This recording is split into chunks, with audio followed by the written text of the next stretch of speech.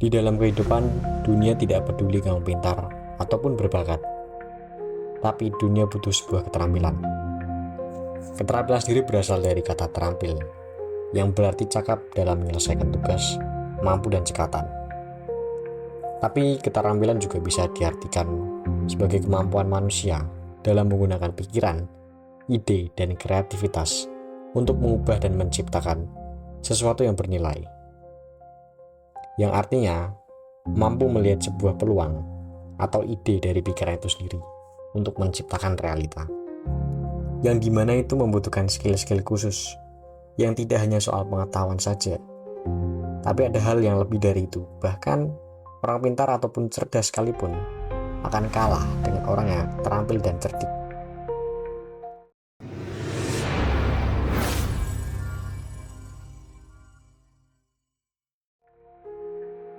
Tapi sebelum masuk lebih dalam, coba kita bayangkan ada sebuah cerita menarik, di mana si A dan si B, kita sebut saja si A adalah Aldo dan si B adalah Bruno.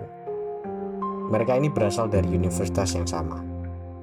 Si Aldo lulus dengan nilai IPK 3,9, sedangkan si Bruno hanya 3,1. Semasa ia kuliah, si Aldo ini dikenal dengan murid yang pintar, rajin, dan selalu mendapatkan nilai yang terbaik.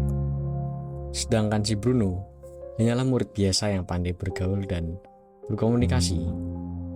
Saat keduanya lulus, mereka melamar pekerjaan, dan keduanya diterima di perusahaan yang sama, masuk di departemen yang sama, dan memulai karir dari posisi yang sama pula.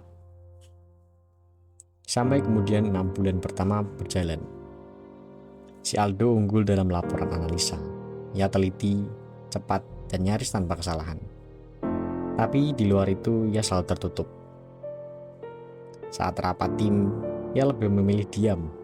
Dan saat dimana rekan-rekan Aldo mengajaknya untuk makan bersama, atau kita sebut saja nongkrong, lebih memilih untuk tertutup dan berfokus pada kerjaannya.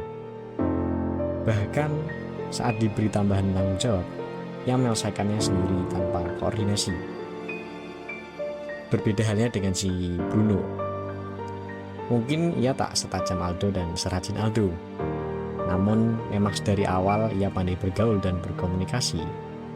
Ia pun tidak sungkan saat diajak makan-makan bersama atau nongkrong lah istilahnya. Dan di sana si Bruno, ia jadi memperoleh empati sehingga ada kedekatan yang dimiliki Bruno terhadap rekan-rekan dan atasannya.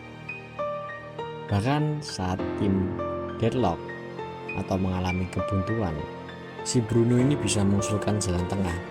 Ia bisa jadi penengah dan penyambung serta penggerak. Ia tak menonjol sendirian, dan ia tahu bahkan tidak boleh terlalu menonjolkan diri. Tapi si Bruno ini bisa membuat timnya, seluruh tim, terlihat hidup dan menonjol bersama. Dan setelah 1 tahun pertama berlalu, evaluasi tahunan pun diumumkan. Aldo mendapatkan apresiasi, tapi hanya sebatas itu.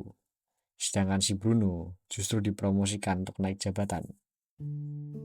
Kalau kita pikir, kenapa itu terjadi? Jawabannya adalah karena sebuah keterampilan yang ada pada diri Bruno, di mana ia bisa melihat peluang untuk dimanfaatkan.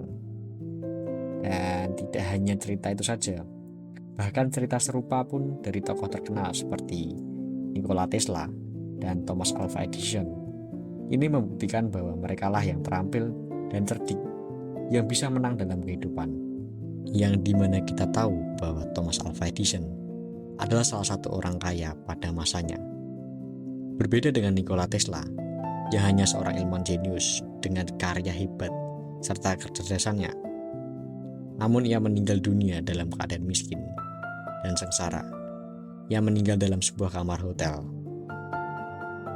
Empati, bagaimana kita penting untuk berempati dan lebih mengenal keadaan sekitar kita. Itu dibuktikan ketika Bruno mau meluangkan waktu bersama rekan-rekannya untuk hanya sekedar nongkrong. Kemudian ada komunikasi. Skill ini adalah skill untuk menyampaikan ide dengan hangat, karena komunikasi adalah satu hal yang penting. Yang ketiga adalah kolaborasi. Ia tahu kapan harus memimpin dan kapan harus mendukung, serta berkolaborasi dengan rekan-rekannya. Yang terakhir adalah skill adaptasi. Bagaimana kita bisa membaca situasi atas keadaan sekitar kita, lalu menyesuaikan diri dan beradaptasi. Dan di dalam kehidupan sendiri, mungkin Anda pernah menjumpai orang seperti Bruno, atau bahkan Anda sendiri adalah seorang Bruno itu.